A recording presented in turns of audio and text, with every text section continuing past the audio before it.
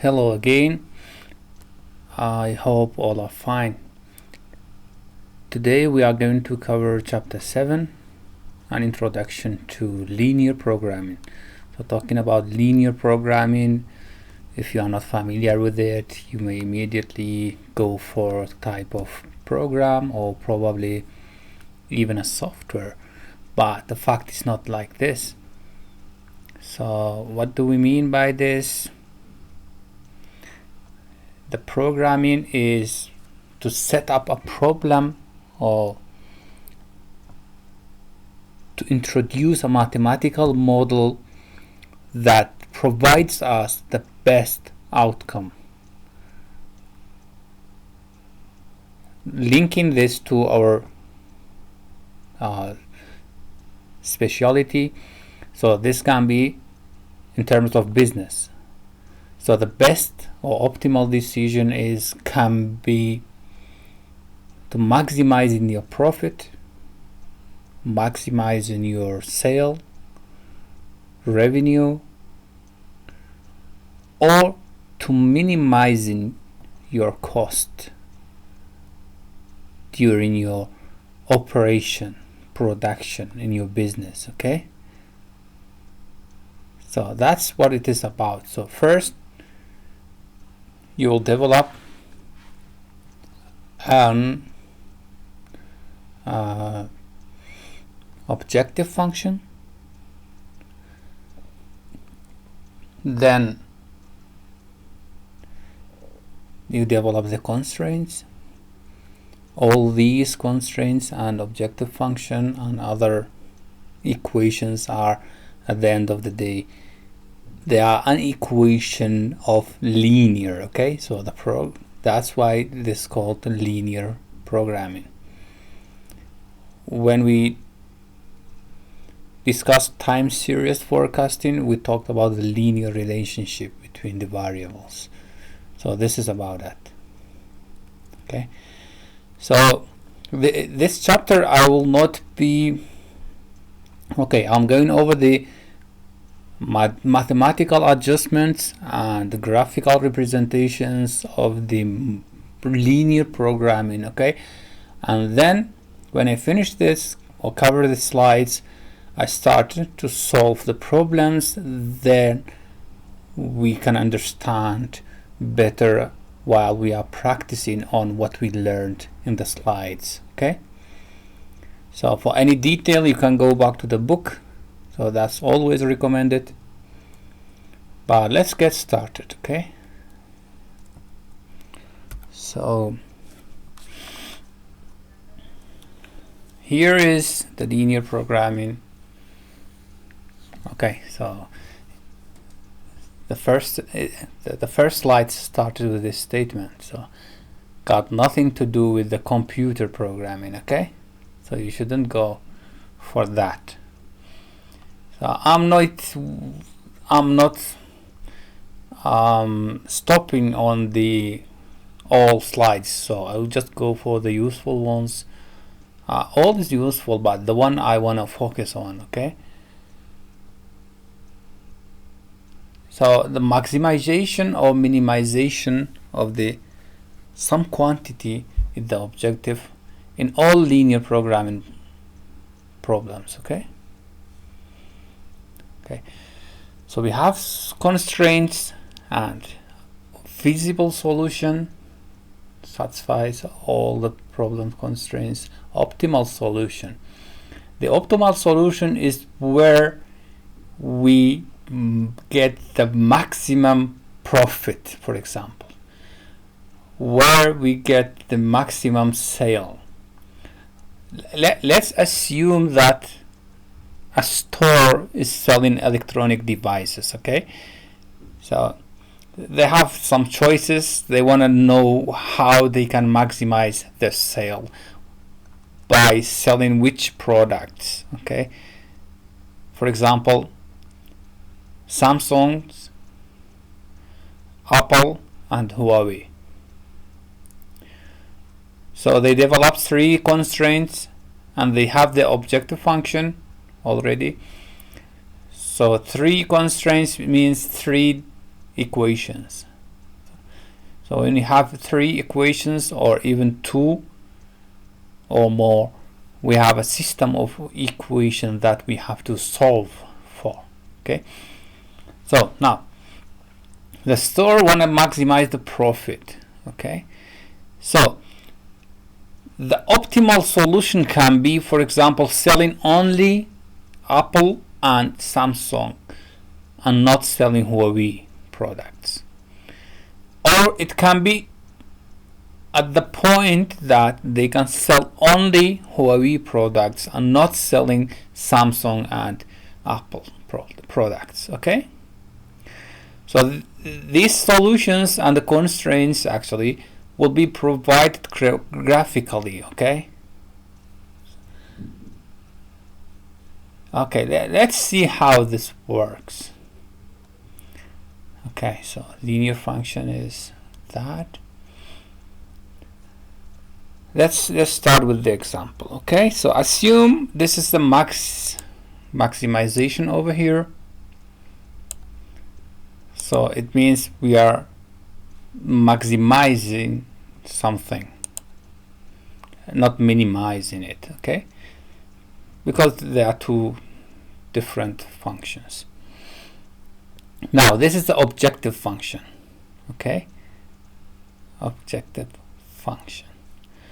So just stick on this example and see it as an example. Okay, and not actual numbers. So it's just an example to understand linear programming maximization.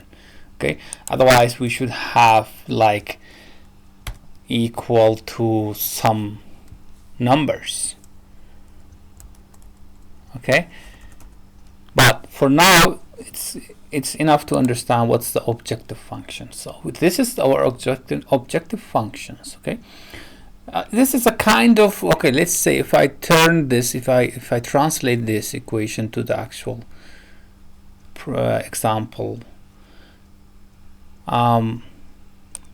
this could be Apple products and this x2 could be Samsung products for this store. Okay, so basically this guy wanna examine and learn how much of this Apple products and how much of this could be sold in order to maximize the sale into an optimal level. Okay, so here are the constraints. Okay, x is smaller or equal than 6.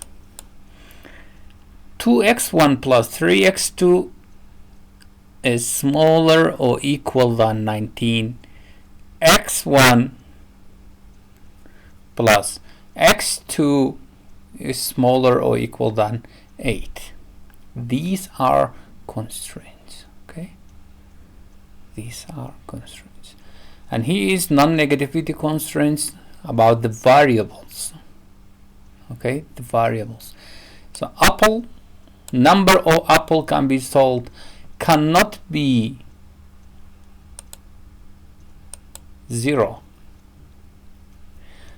Actually can be 0, equal or greater than, but cannot be negative. Okay, the optimal solution can be to have 0 x1 but some number of x2. It can be in that way. The same for x2. Okay, cannot be negative, like -1 Apple product, iPhone. It's not. It's insane, simply. So let's see how these constraints will be presented graphically. Okay, here. So on the vertical axis we have x2, on the horizontal axis we have x1. Okay, so this function, this constraint just tells us like x1 is equal or smaller than 6. Okay, So we assume that it is equal, but anyway, so for x to be equal to 6, we are here. Okay, so then we assume that since we don't have x2 in this constraint, so it's 0. Okay, x2 is 0 over here. So this is a straight line over, and then this is a visible point for this constraint, this area. Okay, but our objective function is not limited only to this constraint. We have two constraints left, so we have to deal with them as well. We have to solve them. Now, the second constraint is here. That was the constraint. That was the constraint. Okay. So how we end up with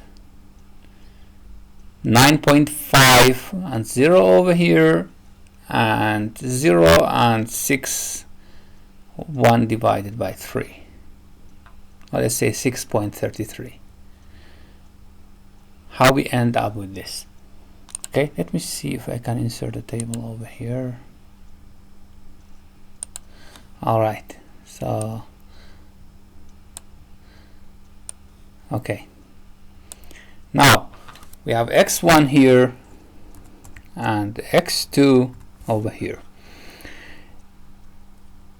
If we assume that x1 is 0, it means 3x2 equals to 19. Okay, this is 0, just ignore it. So x2 equals to 19 divided by 3. Okay,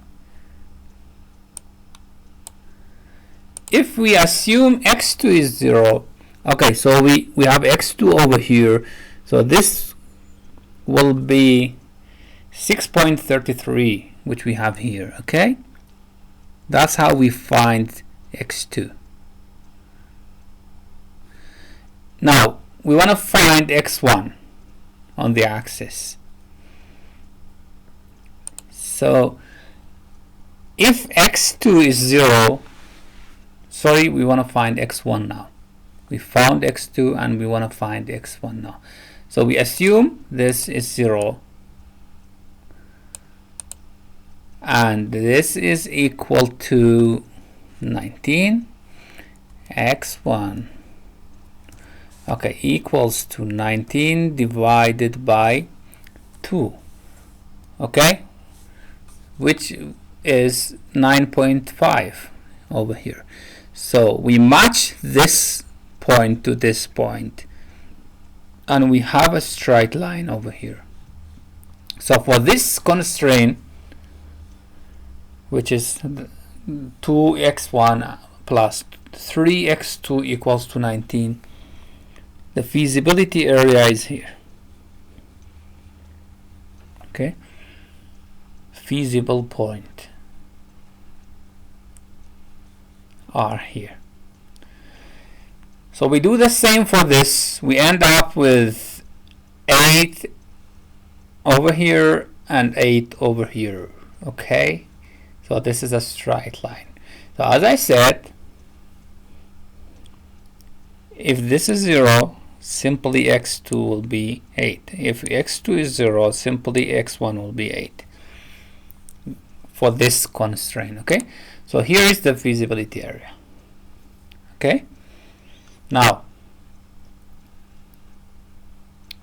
we have also the objective function. Okay, this is different from the constraints. Here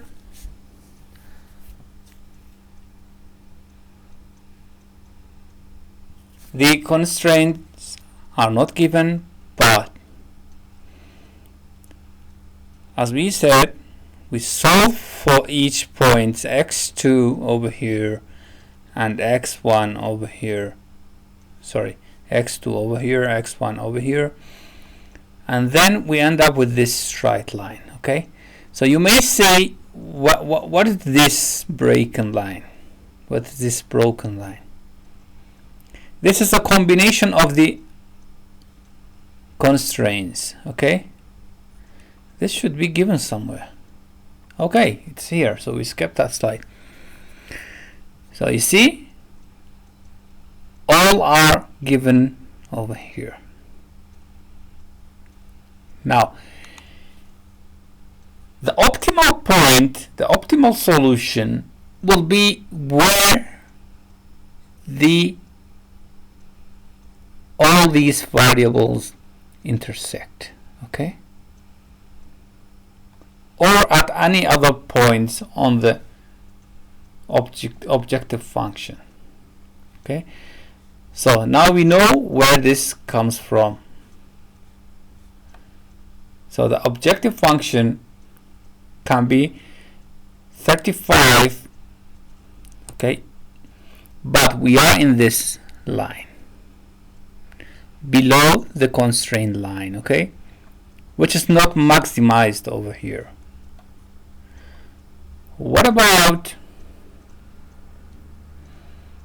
39? It's here. It's not again maximized. So what about 42? 42 is the maximum point. It's over here, any point on this line.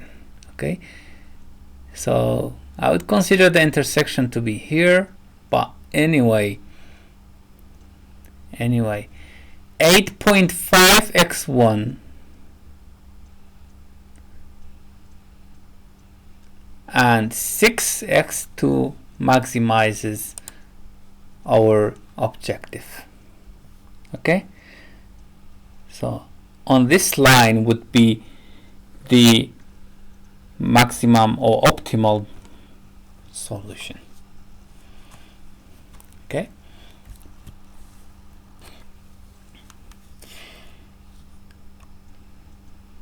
so here is the optimal solution actually over here.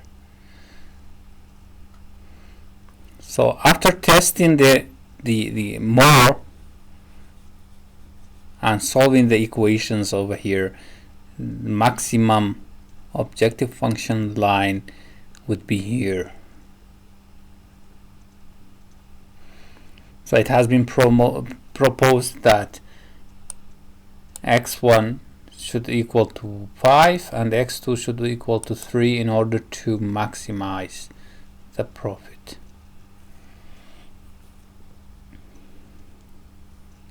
Okay, so we have also slack products or slack and surplus problems, variables in the problems. What do we mean by slack? Having the constraints on this, I want to simplify it on you. Okay, so for each constraint and for the objective function, we add another variable over here if we are dealing with maximization. Okay, we add another variable over here, and for the constraints as well, we add them over here. S2, this is slack 2, slack 3. So no matter these can be 0, the number. So what's the aim of these slack variables we add to these equations?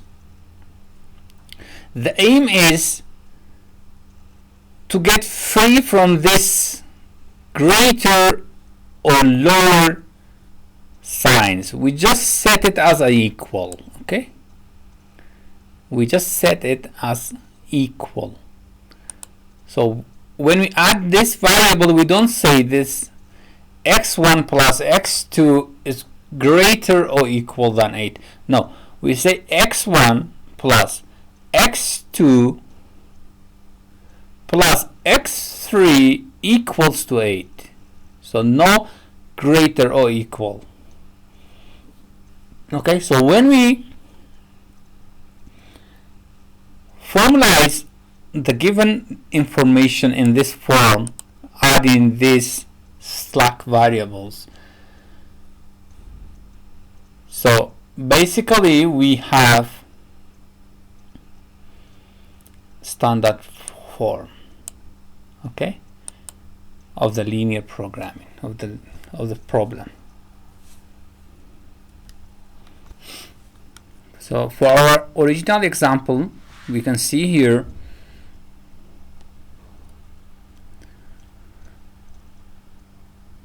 the slack variable here is equal to 0,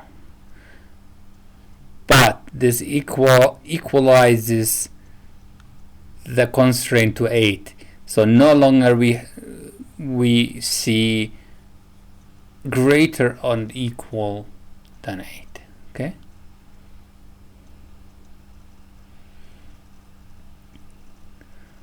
First constraint was x equal to 6. So the slack variable here is equal to 1. Slack variable over here is equal to 0 for the second constraint. Okay, even in the optimal solution on the intersection of these constraints will be here. Okay, so any breaks over here. Okay, so here we have in this direction to the upward direction, and then there's a break to down. Here we have this direction, but another breakdown. This is another breakdown. This is to left, this is to up. So and on each of these breaks called extreme points, okay? All these breaks called extreme points, and on each of them we may find the optimal solution. Okay, we may find the optimal solution over here. Okay,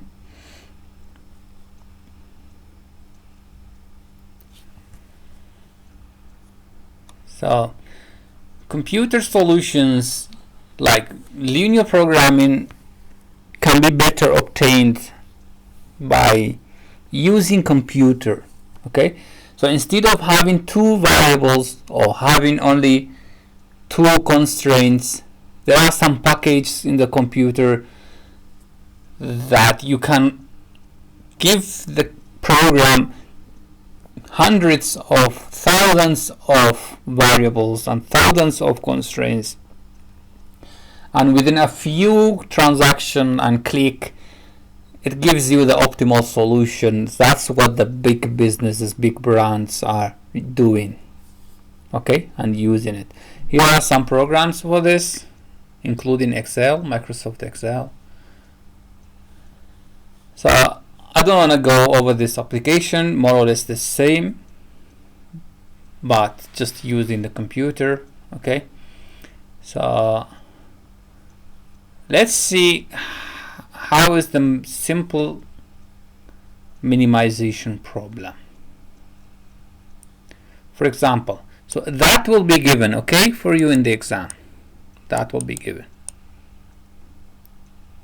in the exam, and even these will be given. Okay, if I convert this, for example, a company wanna maximize the sale to be $1,500. So how many, let's say a restaurant, how many pizza X1 and how many burger should be sold in order to reach $1,500 daily? Okay, all right, so we are here in the minimization. like, consider this not sale, it's the cost, okay? It's the same function, but this is a cost over here. So the cost of producing one pizza is $5. The cost of producing one burger is $2. So how many of these would be sold to minimize the cost, the daily operation cost, to 1,500?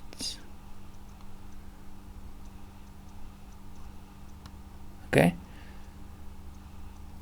so there will be some constraints over here.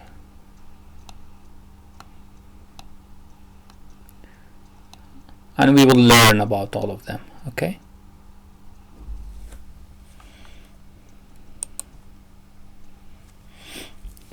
Graph the constraints. Okay, so we can graph the constraints and solve for all constraints over here, as we did in the other problem, the previous example. Like in here, we set this to be 0, 5x2 greater or equal than 10. It means x2 equals to 2. Okay, but here, sorry, and we solve for each equation, for each constraints. But the thing is, since it's given us greater or equal than 12, so we are dealing with this side, okay? Greater or equal, look at equal or greater, okay? Equal or greater, equal or greater than, okay? So the feasible region will be here. That's one difference between minimization and maximization.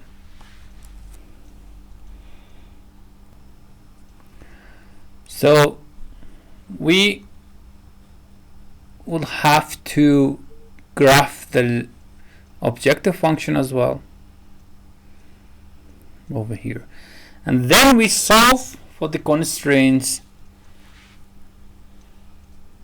We solve for the constraints at the intersection point, okay? So this is an extreme point anyway over here, but this is the only intersection here as well. So how we do that? We add these two equations, okay? 12 plus 4 will be 16, minus x2 plus x2 is 0, 4x1 and 1x1 will be 5x1. So we solve for 5, 1x, we solve for x1, and it is 16 over 5, okay? That will be 3.2 as well. But substituting into this, okay, if we substitute in this equation or this equation, both are the same, okay? It both gives you the same answer. So we solve for x2. Since we have x1 now, so we can find x2, and that will be 4 divided by 5, which is 80% anyway. So now we are going to place these values, the value of x1 and x2, into the objective function to solve for the optimal value, okay? Here we have 5x1 and 2x2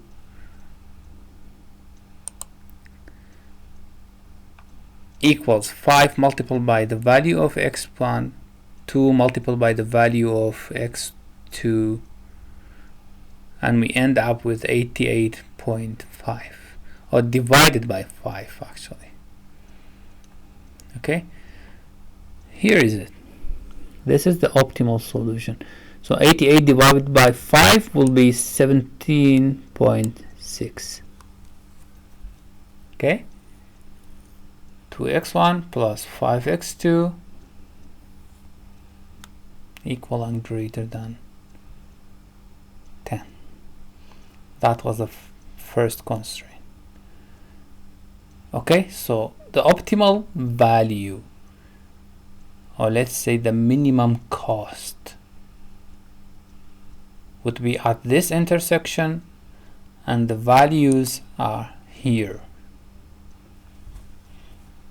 Okay, so at any other point on this line or this line or this line, if we solve for the objective function, the value will be greater than this, which is not preferable.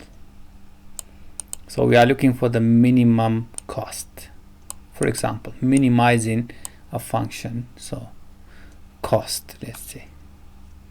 Okay, so here is the summary of the graphical solution. Again, we have the slack variables over here, but what's the difference? We are deducting them when we deal with minimization. Okay, or based on the given value. So for this case, let's okay, we have the constraints greater or equal. Let's see what was the first constraints over here. Sorry, you see, smaller than it, smaller or equal. That's why the slack variables in this case is positive, but the slack variables in the other case was negative. We deduct them. Okay, here we deduct them. So as I said, it can be 0, but or greater than 0, these variables. So we will get free from greater or lower than. We will just have equal to. Okay, so the slides continue to apply minimization on the software program, which I not cover, and I will go further to solve the problems, okay, in order to understand why we were doing this and what's that useful for and how it is applicable in the practical life. So just follow the other video, will be accompanied to this in order to see the applications of this chapter. Let's go there.